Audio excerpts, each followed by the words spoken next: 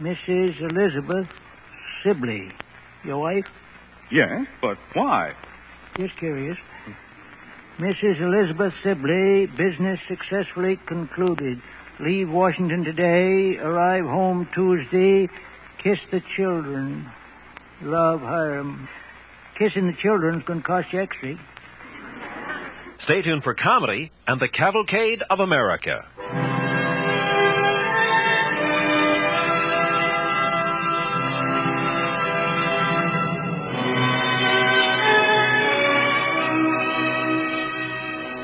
Hello there. My name is Victor Ives, and our program is the Golden Age of Radio Theater. Yes, this is the show where we turn back the clock to relive those golden moments of radio's yesteryear to bring you some of the greatest radio shows of all time. This time, our pair of programs includes the Great Gildersleeve from 1944, and later this hour, the Cavalcade of America from 1949, starring the distinguished actor Mr. Raymond Massey. But first, the Great Gildersleeve. In this episode, Gildy tries to get Eve's mother to go back home.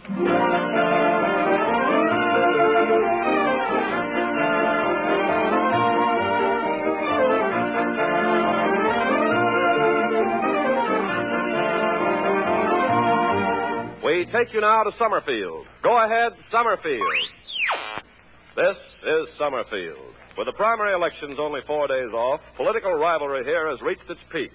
Mayor Terwilliger and his opponent, Throckmorton P. Gildersleeve, have been slugging it out toe-to-toe in a series of political debates all over town.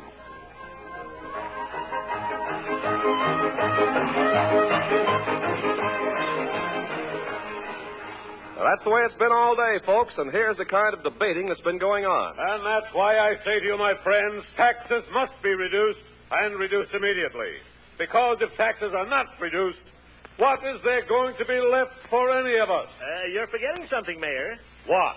The moon belongs to everyone. The best things in life are free. That is no answer. The stars can shine for everyone. They gleam there That for is you. unworthy and undignified.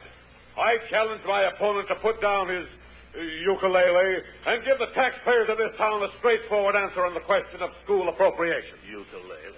Why does Gildersleeve insist that we should spend more money on the schools? Mayor, I can answer that in 2 words. What are they? School days, school days, dear old golden rule days. Louder reading and writing and arithmetic. I want to... Taught to the tune of the hickory. Oh, go chase yourselves, all of you. Mayor, what kind of talk is that? Hee hee hee hee hee hee. Go ahead, vote for Gildersleeve. It'll serve you right. Temper. I wrote on your slate, I love you, Terwilliger, when we were a couple of kids.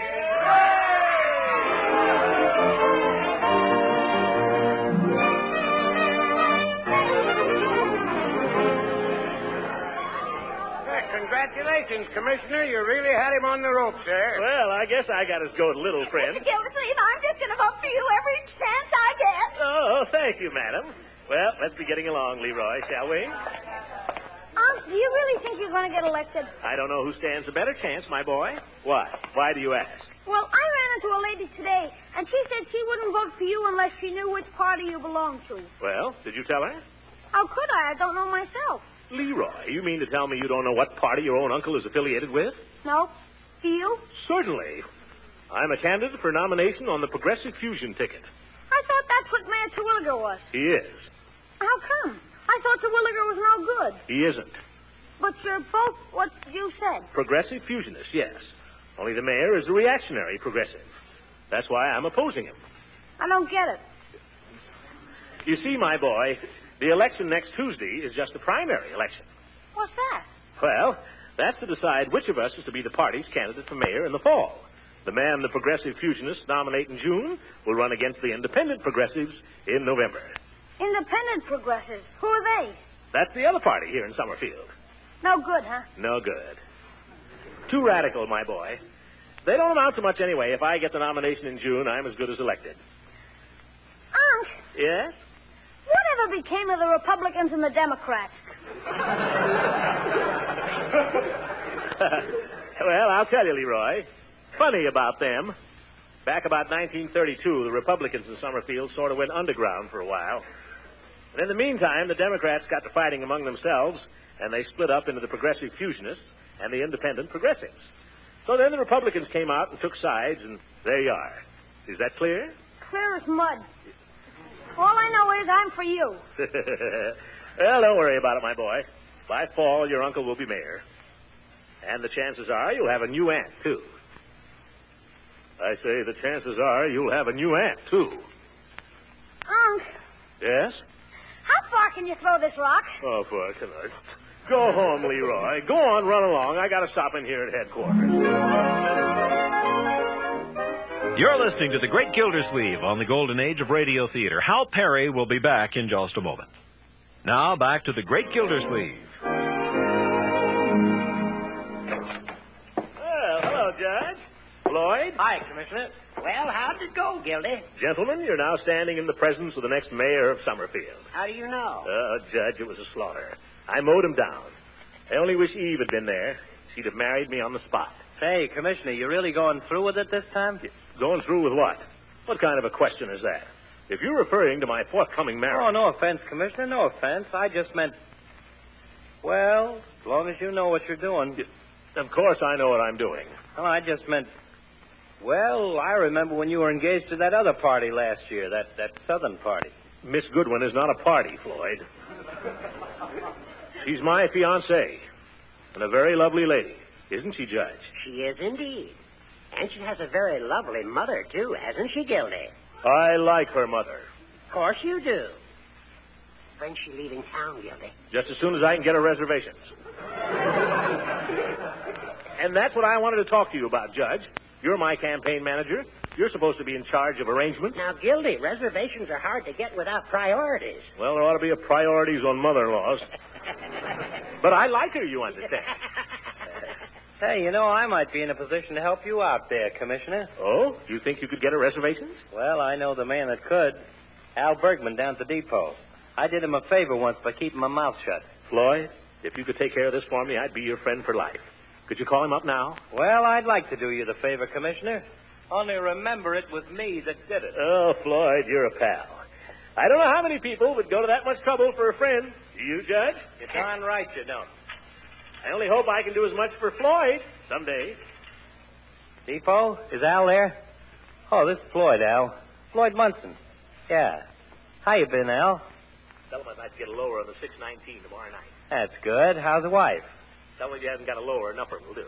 That's good. Say, Al, I got a friend here. He'd like to get reservations on the 619 tomorrow. Oh, it is, huh? Oh, that's too bad. No chance then, huh? Fine fixer you are, Floyd. By the way, Al, we ought to get together one of these nights. I ain't seen you lately. Remember that time you told your wife you were going to the lodge meeting? Boy, did we have a time that night. Oh, you don't need to worry, Al. There's nobody here, and I wouldn't tell anybody. You know that. My wife? Why, she'd run right over and tell your wife. That was really an evening, wasn't it? Remember when the cop came in, you and the hostess hid behind the jukebox? Say, Al, seriously, about those reservations. My friend here... You do? Oh, that'd be great. Call me back, will you? And, Al, remember me to the wife. Well, it's all fixed, Commissioner. He's going to call me back. Floyd, that's wonderful. How did you do it? Well, this guy's a friend of mine. Oh, well, I don't know how to thank you. By George, Floyd. Yeah? Next time I come in for a haircut, remind me to get a shampoo and a massage. Oh, Commissioner. Yes, Floyd? Remember me to your girlfriend. I'll do that, Floyd.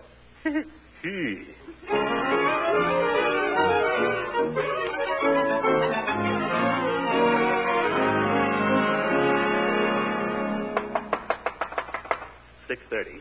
She must be home. Look who's here. Oh, dear, Throckmorton, come in. Mother, the stove, something's boiling over. I can't stay, Eve. Don't worry. Oh, I'm sorry. I was just getting supper. Can't stay but a minute. Just dropped by to tell you I've got some wonderful news. Oh, really? What is it? Guess. Oh, I can't guess, Throckmorton. Tell me. Go ahead. Make one guess. Wait, you haven't done something foolish, darling. You didn't go and buy those earrings just because I happen to admire them. No, nothing foolish, Eve. Guess again. Oh, I can't. Go on, try. Throckmorton, I have a cake in the oven. If you have something to tell me, I Oh, wish... forget the cake, Eve. Listen, I finally did it. I got your mother reservations. She leaves town tomorrow night on the 6:19, rain or shine. Well, I must say you seem awfully happy about it. Why shouldn't I? I've been working on it for a week. I mean... Well, gosh, Eve, your mother's the one who said she had to go. You asked me yourself to get her the tickets. I mean, gosh, I'd like to have her stay longer. I wish she could. So do I. Like to have her stay here forever, but she's got to go. She's got to go, Eve. Let's make the best of it. That's my attitude. Oh, you're right, dear. I'm sorry. After all, we must think of her. We mustn't let our pleasure stand in her way. You're right. We must think of Fred, too. By the way, I ought to wire him. Fred? My brother back home. Mother lives with him, you know. Oh, good old Fred. By George, I've always wanted to meet Fred. I'll bet he's a great guy. He is. He's Mother's favorite son. Of course, he's her only son, but he's always been her favorite. What does he do for a living, or does he... Oh, yes. Yes, he's an engineer. Oh, engineer. Great profession, engineering. Noble profession. Building things. Is he married? No, he's a bachelor. So Mother keeps house for him. Fine, fine. Ideal. Well, I've never felt that Fred thought so. What do you mean? Well, I've always felt that he was a little unhappy somehow. With your mother to take care of him? Why, how could that be? What more could he ask? Well, I think he's always regretted that somehow the right girls never come along. Listen. Mother says he seemed rather restless lately. That's one reason she came here on this visit. Fred thought maybe the change would do her good. Listen. A man's best girl is his mother. You tell him that. You tell him to hold on to her. Tell him I said so, Eve. You better wire him. You better wire him right now. Oh, but darling, why... Don't worry. I'll get the tickets, and I'll get him over here as fast as I can. But, Throckmorton, we don't know... Wire Fred. Tell him not to worry. Tell him we'll ship her off to him in good shape tomorrow. Tell him that Mother is on the way. From June 18th, 1944, you're listening to the Great Gildersleeve on the Golden Age of Radio Theater. Now let's get back to Gildy as he tries to get rid of Eve's mother. It's breakfast time, but so far only Marjorie and Leroy have reached the dining room. Marjorie is reading the front page of the paper. Leroy is reading the comics, while Bertie can be heard in the kitchen. Oh, what a beautiful morning. Oh, what a beautiful day. Gee, you feel good this morning, don't you, Bertie? I sure do, Miss Marjorie. Well, I do, too. It is a beautiful day. Great day for the race. What race, Leroy? The human race. Boy, you sure been on that one. Oh, that joke's so old I forgot it. Your uncle coming down soon? Oh, yes, we can wait for him. He was singing in the bathtub a few minutes ago. He must feel good, too. Why shouldn't he feel good? The election is in the bag. Oh, that has nothing to do with it. Then what's he saying about? When your heart goes bumpity-bump, it's love, love, love. Oh, for corn's sake. Girls always think everything is love. Well, it is, too. Isn't it, Bertie? If you're in love, it is. Well, I wish he'd get married and get over it.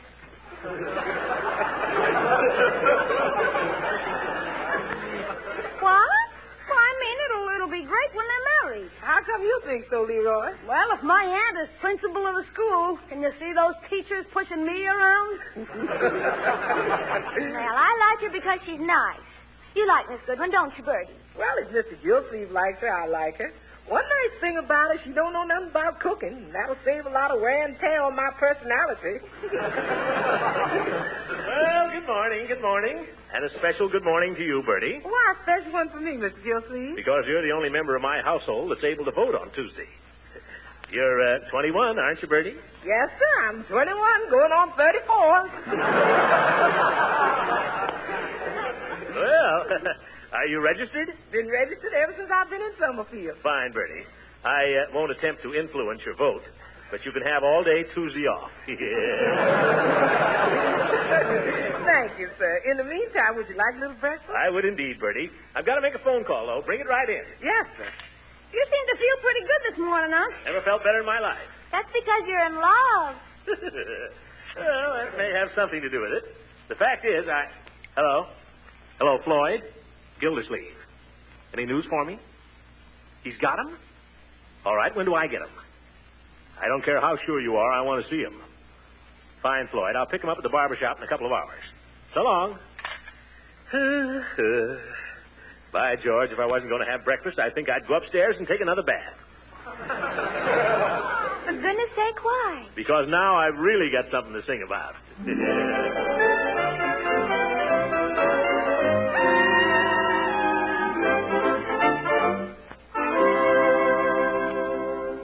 $75, $85, $1. Thank you, Miss Ransom. Oh, you're welcome, Mr. Peavy. Can I serve you in any other way? No, that's all. I was just wondering, do you see much of Mr. Gildersleeve these days?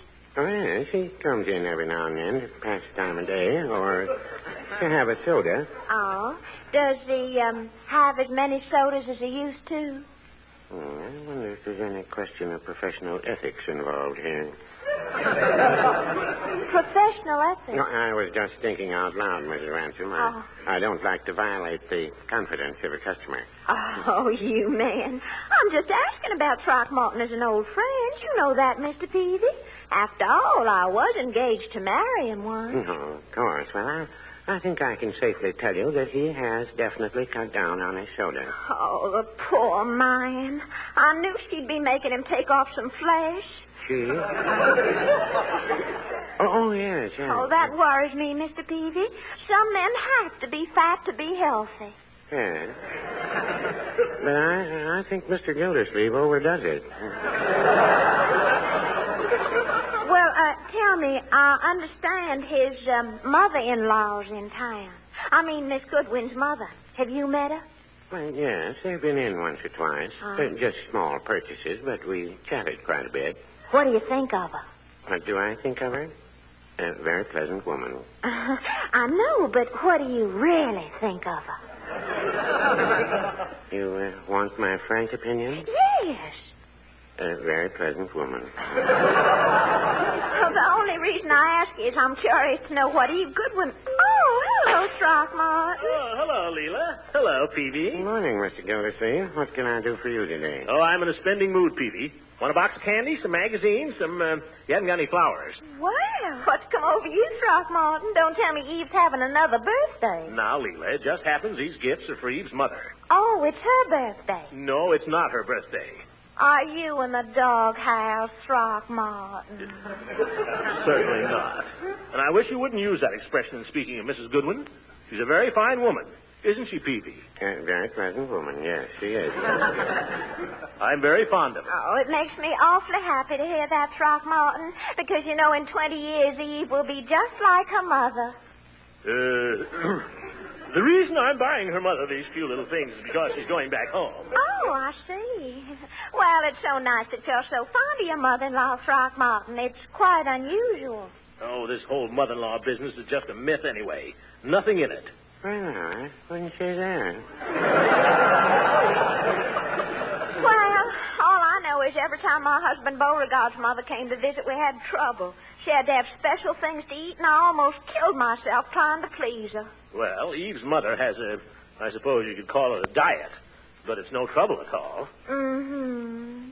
No, really, Leela. I'll be sorry to see Eve's mother go. She's mighty good company. Lively, you know. Something going on every minute. Beauregard's mother used to talk every minute. He used to get awfully wearing. Well, Eve's mother is different. She's well informed on the questions of the day. Good talker. Isn't she a good talker, Peavy? Yeah, she certainly is. Yes, there she... Oh, hello, Floyd. Hello, Mr. Gildersleeve. How do, Mrs. Ransom? Morning, Mr. Munson. Hi, Peavy. Still helping the doctors make business for the undertakers? Well, now, I resent that. Let's go. Well, Mr. Gildersleeve, I got your Pullman ticket. Oh, you have? Oh, that's fine. Yeah, that's fine, Floyd. How much do I... Yeah, I called your house as soon as I got the tickets, and they told me you were over here. Yeah, that's fine. How much do I... I could have waited at the shop, but I knew you were anxious to get a hold of those reservations, so I run right over.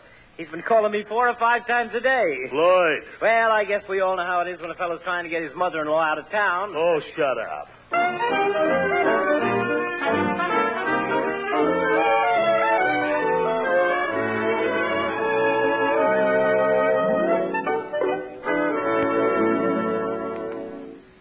Hello, Eve. Hello, Throckmorton.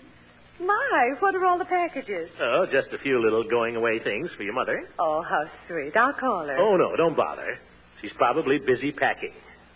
She is packing, isn't she? She's all packed. She's resting for a little while. Oh, I won't disturb her. That's right. Nobody likes to be waked up in the middle of a little snooze, Eve. I was just going to leave these things, but if you're not doing anything, I might sit around for a minute. I wish you would, dear.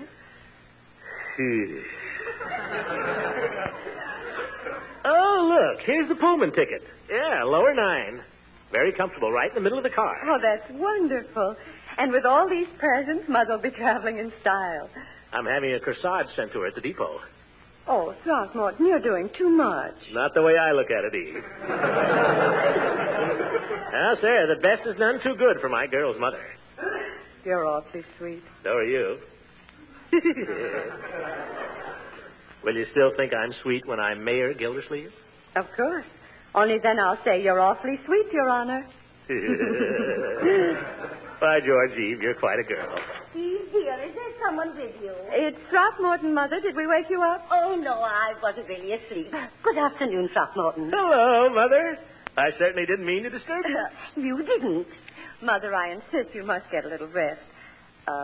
Throckmorton's brought you some awfully interesting-looking presents, though, and you ought to thank him. Oh, no thanks are necessary, Mother. Throckmorton, you certainly are thoughtful. Should I open them now? No, Mother, not till you're on the train. Now, you go lie down for a little while and finish your nap. Yes, Mother. Train trips are quite tiring, you know. Oh, so thoughtful. Well, I'll see you before I leave, won't I, Throckmorton? Oh, yes, I'm taking you to the station.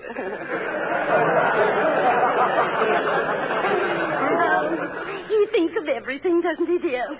Well, I'll go and lie down for a little while, if you'll excuse me. Oh, go right ahead, Mother. There's nothing like a little shut-eye. I think so, too. But don't you let me oversleep my train now. Don't worry. By George, she's a great old girl. I think she's the finest mother in the world. Yes, sir. Eve, have you thought about where we could go on our honeymoon? Honeymoon? Good gracious, Throckmorton, we haven't even set a date for our wedding. How about the 4th of July? Oh, nobody gets married on the 4th of July, dear. Oh? Besides, I don't think we ought to do any traveling with the war on. We could have a honeymoon right here. Well, maybe you're right. Well, Oh, excuse me. Huh? Hello? Oh, yes, Judge. How are you? Hooker. That old goat is always butting in. Yes, Judge. Mother's going this evening. Oh, yes, I'm sure she'd like to speak to you. Just a minute. You're not going to wake your mother up just for Hooker. Now, Throckmorton, it's very nice of the judge to call to say goodbye. Eve, have you no regard for your mother's health? But, darling, I can't just... Oh, Eve, dear, did I hear the phone ring? Oh, yes, Mother, it's for you, Judge Hooker. Oh, thank you, dear. I was just dropping off to sleep. Hello. Well, it was awfully nice to meet you, Judge. I've heard so much about you. Oh, thank you, Judge. I hope to be back again very soon. Why, that old... What's the matter, Throckmorton? Nothing. Thank you again, Judge. Goodbye. My, such friendly people here in Summerfield. Isn't Judge Hooker a fine man, Throckmorton? Oh, yeah, one of the finest. Oh, dear, I wonder whether it's worthwhile trying to get back to sleep again. Dr. Farrar says sleep isn't everything, of course, but I read in a magazine the other day that June is a good month to sleep in. Well, I'm sure Dr. Farrar would recommend a little nap just before a train trip, Mother. I think a little rest will help, Mother. Well, I'll try. If you'll both be real quiet, maybe I can drop off again. Oh, we'll be two little mice. Let's play mouse, Eve. How do you play, Mouse? Well, you're the little mouse, and I try to grab you. Throckmorton, don't. Don't make any noise. You'll wake up Mother. But you're taking unfair advantage. Oh, spare and love and more. Oh, I'll try to talk very quietly. Hello? Oh, yes, this is she. Yes, please. Thank you very much. Who's that? It was a telegram from my brother Fred. Fred. He's all right, isn't he? Oh, yes, he's all right. He's just got a commission in the Seabees, and he's on his way to Washington. But your mother. She'll just have to live here, dear. With us. Eve. I hear the phone ring again, dear. I can't seem to get to sleep. It's all right, Mother. You might as well stay up now.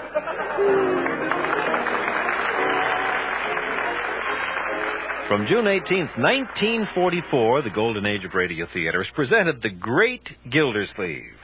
Now for a change of pace, from the distinguished series The Cavalcade of America, we bring you Wire to the West. This program was first broadcast August 30th, 1949, and is the story of Hiram Sibley and the Western Union. Our star is Raymond Massey. The Cavalcade of America.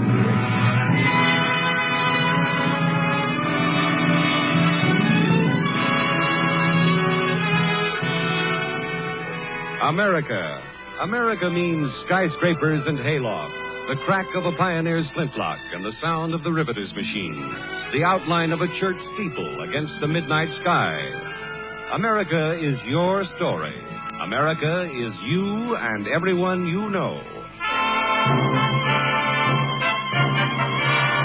Raymond Massey in Wire to the West on Cavalcade of America. It's Washington, D.C., back in the middle of the last century. Mr. Hiram Sibley of Rochester, New York, enters a sleepy little telegraph office. Anyone here? Hello? Hello? Come in. I hear you. I ain't deaf. I heard you the first time. I want to send this telegram to Rochester. Oh, Rochester. Got it writ out? Of course. Rochester's pretty expensive. You'd save yourself a lot of money if you send it to New York. Even Boston would be cheaper. Will you please send this to Rochester? All right, if you like. I was just advising you. Let's see now. October 4, 1849. Mrs. Elizabeth Sibley. Your wife? Yes, but why? Just curious. Mrs. Elizabeth Sibley, business successfully concluded. Leave Washington today, arrive home Tuesday, kiss the children. Love, Hiram. 1, 2, 3, 4, 5, 6, 7, 8, 9, 10, 11, 12, 13. Kissing the children is going to cost you extra. Fees $1.75 for 10 words, 25 cents a word thereafter. Still want to kiss them? Of course. That'll be $2.50. There you are. When will it arrive? Well, now, sir, that is a mighty good question. A mighty fine one. When will it arrive? For now, let's see if we can figure that out. From Washington here to New York, well, that'll be quick. That's our own line. So let's say it'll get to New York about, 8 tonight. That means it'll start upstate New York tomorrow morning. Why not tonight? Oh, 'tain't our line from New York to Albany. No, that's another line. That means it has to be took over to the other company by messenger. And messengers, they quit at 7. Starts upstate tomorrow morning, gets to Albany, then switch to another line. Maybe it'll be on its way to Buffalo by evening. But why Buffalo? I want this sent to Rochester. Yes, but we just been informed that we ain't on talking terms with the company that's got a line into Rochester. We send to Buffalo. And there, it'll probably be put in the mail. The stagecoach takes a day from Buffalo to Rochester. Better say 2. Well? Well, I'd say it's got a pretty fair chance of arriving in Rochester early Wednesday morning. But I'll be there myself on Tuesday. Yeah, so you will. Well, won't that be nice? Your wife won't have to bother going down to the telegraph office to get the message. You can pick it up yourself.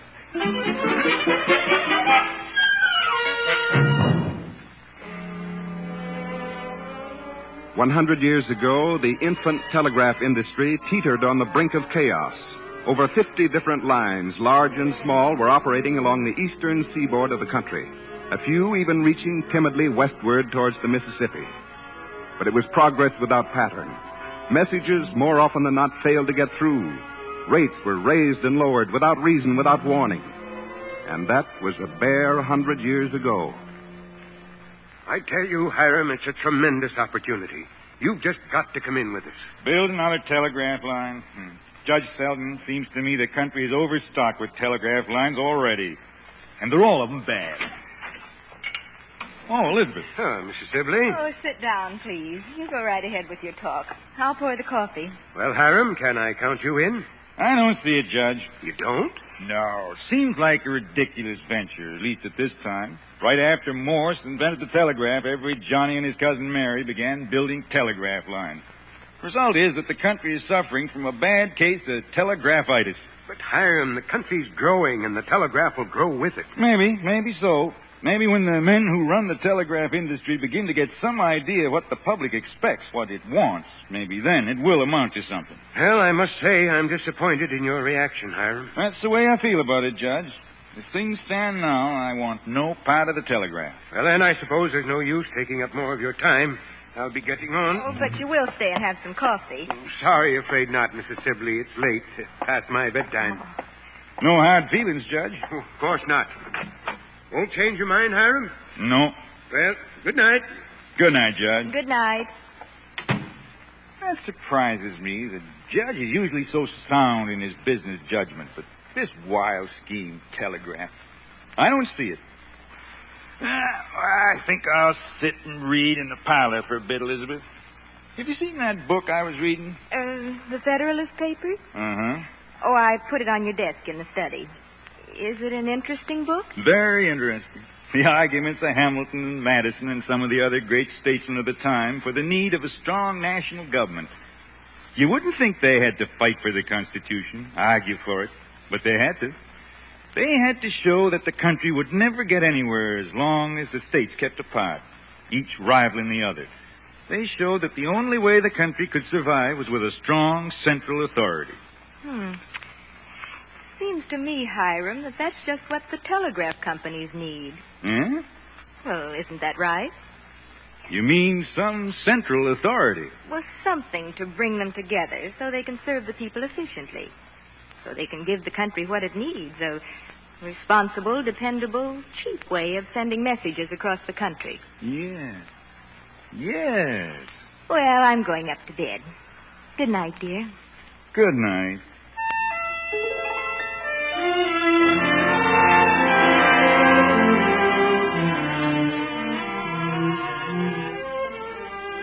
Let's put it this way, Judge. I changed my mind. You astonish me, Hiram. Why? Well, you seemed so set in your views when we spoke together last week. The only things I know of that never change their minds are mad dogs and politicians. I'm neither. I'm a businessman. I'll come in with you, Judge, but with one reservation. And that? Simply this. The main objective of our business will not be just to build another telegraph line to the Mississippi. Our goal will be to gather all of the telegraph lines in our territory under a single vigorous enterprise, one that will serve the public first, last, and always. On that basis, I'll come in. On that basis, Hiram, it's a deal.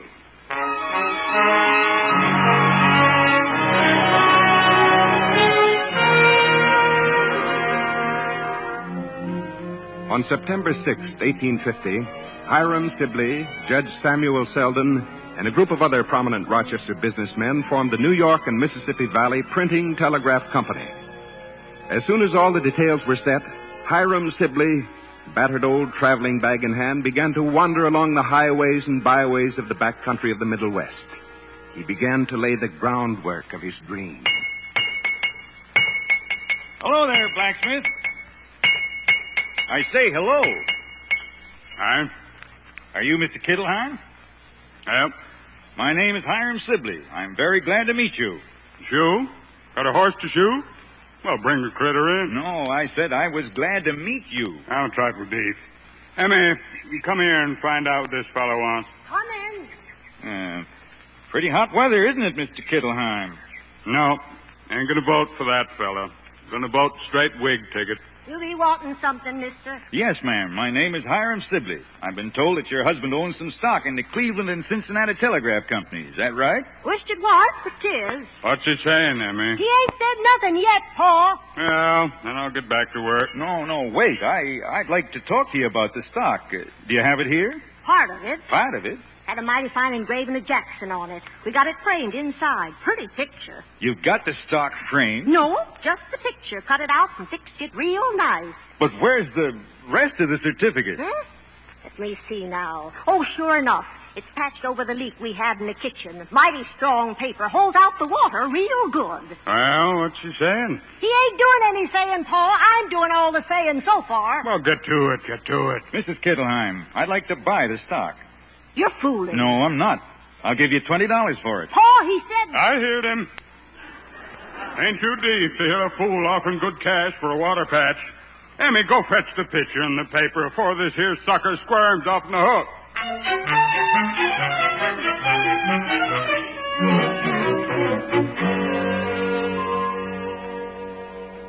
Well, there they are, Judge. Contracts with the Lake Erie Company, the Cleveland and Ohio Company, the Ohio Telegraph Company. I'm tired, worn out. You've done a fine job, Hiram. Only what? Well, while you've been gone, we've been working on the Erie and Michigan Telegraph Company. Ezra Cornell's outfit. Oh, yes. Any success? Very little. Oh, we've managed to convince his two partners that consolidation would benefit both our lines. But old Ezra is the original lone wolf. He'll have no part of it. And without the Erie and Michigan, we're sunk. Their lines are the lines we need to really round out our system. That's right. Well, I'll be on my way. Going home, Hiram? No, I'm going to New York to beard a lone wolf in his den.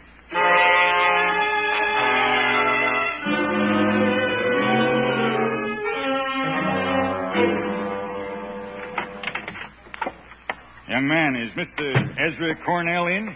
He might be, and then again he might not. Who shall I say wants to see him? Mr. Hiram Sibley.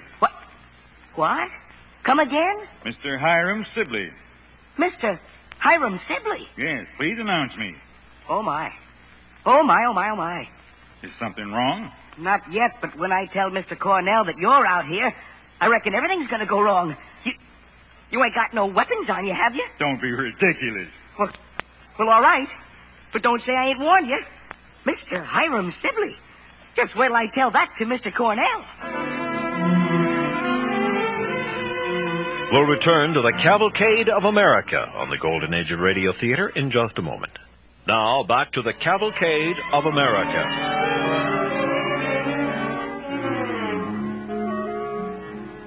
With his dream of a unified, dependable telegraph system from the East Coast to the Mississippi hanging in the balance, Hiram Sibley goes to the office of Ezra Cornell, the owner of the Erie and Michigan Telegraph Company, the vital link in the projected network of telegraph lines that'll bind the country together. And now, Hiram Sibley, I'll take the liberty of inviting you to get out of my office. Now, wait a minute. I'm grateful of the opportunity you've given me to tell you what I think of you face to face. You can call me a pirate, Cornell, a line grabber, a gripsack buccaneer. I don't care what you call me. Going around buying up telegraph stock as if it were corn or potatoes. A fine way of doing business. I've paid spot cash for every bit of telegraph stock I bought, and I've given a fair price for value received. You're trying to suppress competition. Cornell. I'm an old Yankee. I was nursed on competition. I think it's a fine thing when the public profits from it by low prices and better service. But that's not what is happening in the telegraph field. But now let's calm down and see this thing sensibly. Business with the Erie and Michigan is bad, isn't it? Well, it's bad. Yes. And it's bad with our line, too. Why? Because the people can't afford to use the telegraph. Rates are too high. They're too high because costs are double all along the line. 2 offices for every one we need. 2 sets of lines to be repaired. 2 of everything. It doesn't make sense. Are you trying to set yourself up as some sort of public benefactor, Sibley? No, I'm just a businessman. And so are you. What's good for the public is good for business. And you can turn that around. What's good for business is good for the people. Now, honestly, you believe that, too, don't you, Cornell? I suppose you've figured out the financial angle. Yes, I have the figures here. I'll leave them with you. We'll get together. Sibley, we should have met before this. I might have had a different idea about you. Quite possibly. I'm staying at the Commercial Hotel. Let me know when you read the contract. You'll find them satisfactory. Maybe. But one thing. Yeah? One thing I want you to know right now. This idea may be yours, this arrangement yours. But if I decide to agree, which I don't say I will, but if I do decide to agree, the name of our company must be my choice. Well, what is the name, Cornell? One I've had in mind for a long time. Western Union. Western Union. I like it.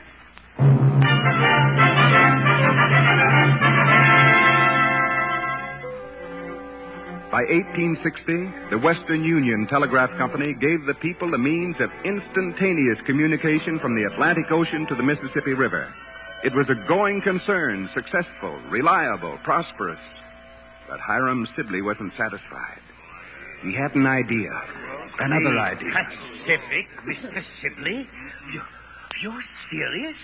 You want Western Union to build a telegraph line to California? I'm deadly serious, Mr. Morris. Well, now, that's a big project. A very big project. A little too big, I should say. Mr. Sibley, now, do you expect to string a line 1,500 miles across the wilderness? Across a land infested with Indians to drag poles out there where there isn't even a tree within hundreds of miles? It won't work. Gentlemen, do I take it that the rest of you are infected with the same timidity that seems to have overcome Mr. Mann? You won't come in with me on a line to the Pacific? Very well, then. If you won't join hands with me in this, I'll go it alone. Oh, Hiram. Yes, Judge. I've always been with you, believed in you, and worked with you. But this isn't the place for personal feelings. I think these gentlemen are right. The project is much too tenuous for our company to undertake. Because if it fails, the damage to our whole enterprise would be enormous. All right. Now, wait a minute. I've got a compromise. You go ahead and build the line. I'll come in with you personally, as will many of the others, I'm sure. Use Western Union men, use Western Union resources. Everything and anything you want. And when the line is finished, we'll undertake to operate it. Now, what about that? For the second time, Judge, it's a deal.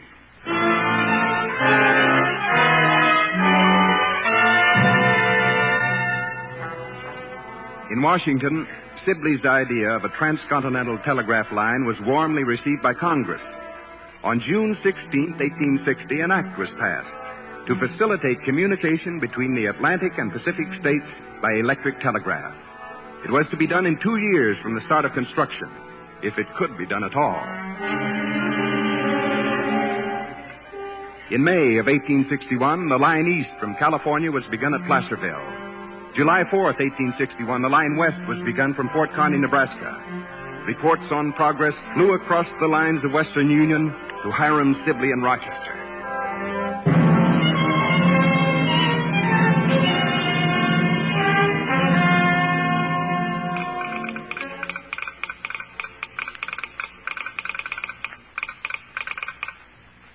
Do you have it in full, Bill? Yes, sir. This is the all, Mr. Sibley. Let me see.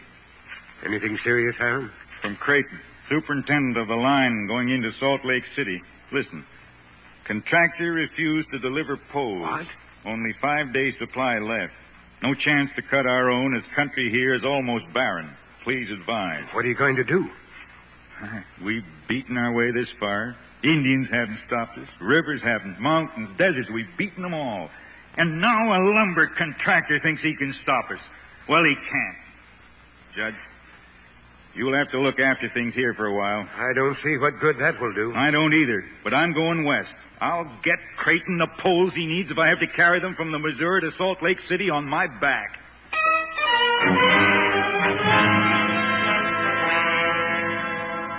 Well, I'm glad to see you, Mr. Sibley, but there was no real reason for you to come out here. I've straightened things out. Then you're getting your poles, Creighton? Oh, yes, I'm getting them. Just made the final arrangements. Of course, they're costing us a lot more than we figured. Hold up. More or less, yes. But I decided it was best to take what we could get. You see, the contractor happens to be, he's a rather close relative to the man who more or less does the driving out here, Brigham Young. Oh, I see. Yes, come in. Excuse me. I was told that I would find Mr. Edward Creighton here. Yes, I'm Creighton. I'm Brigham Young. Mr. Hiram Sibley, Mr. Young. Mr. Sibley. How do you do, sir? Mr. Creighton, I'm told that one of my relatives entered into a contract with you to furnish poles for the telegraph. Yes, sir. Is it also true that the price agreed upon in this contract was subsequently raised? That's right, sir.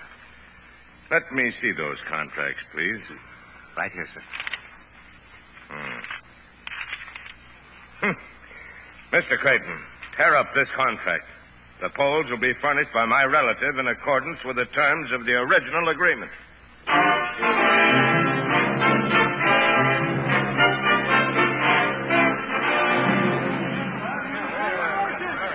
May we have some quiet, please? Quiet!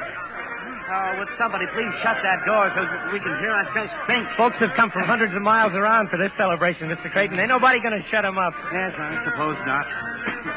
Mr. Sibley, we're all ready. Try to raise Fort Kearney. Yes, sir. Send CQ to Fort Kearney. Fort Kearney, yes, sir.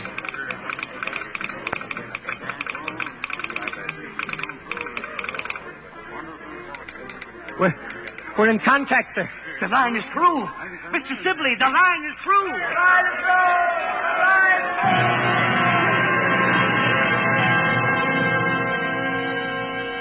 through. Instead of the 2 years limit set for the undertaking, Hiram Sibley built the first transcontinental telegraph line in less than 5 months. 132 days from the start of construction, a picket fence of poles stretched from west to east, clean across the continent, and was ready to send the first message scudding across its singing wire. Judge Field, the operator's ready. Will you dictate the message? Yes, thank you. To Abraham Lincoln, President of the United States, the people of California desire to congratulate you upon the completion of this great work. They believe that it will be the means of strengthening the attachment which binds both the East and the West to the Union. And they desire in this, the first message across the continent, to express their loyalty to the Union and their determination to stand by its government on this, its day of trial. They regard the government with affection and will adhere to it under all fortunes. Stephen J. Field, Chief Justice of California.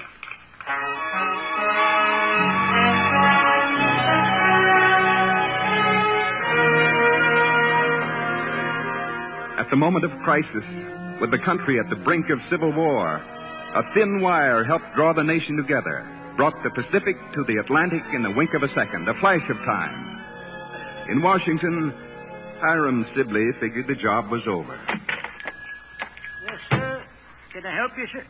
Oh, Mr. Sibley. Hello, Luther. Busy? Oh, gracious. Always busy, sir. Will you send this wire for me? Yes, sir. Can I have it? Mrs. Elizabeth Sibley, that's your wife, Rochester, New York. Business successfully concluded. Leaving Washington today. Arrive home Tuesday. Love, Hiram. Ain't you forgetting something, Mr. Sibley? How's that? Nothing here about kissing the children. You can kiss them now for just a few pennies more. Luther, there's a time in a man's life when he stops kissing his children and they begin to kiss him.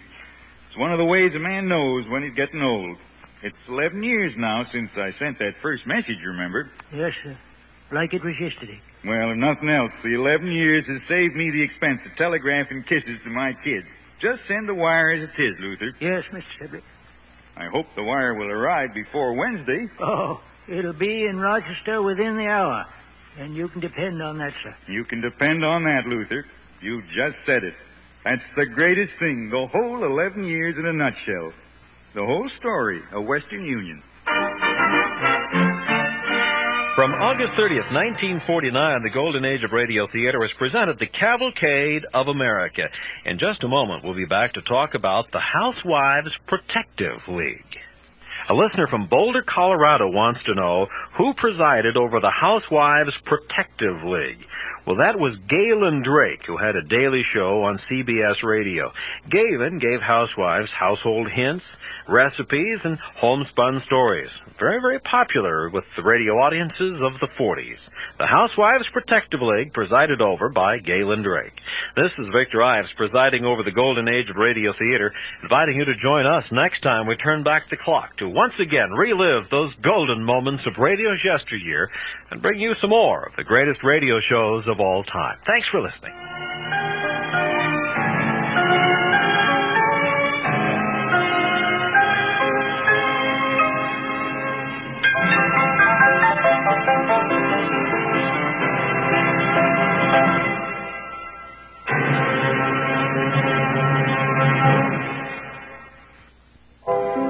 For a copy of today's program, call 1-800-326-0296. and refer to show number 35.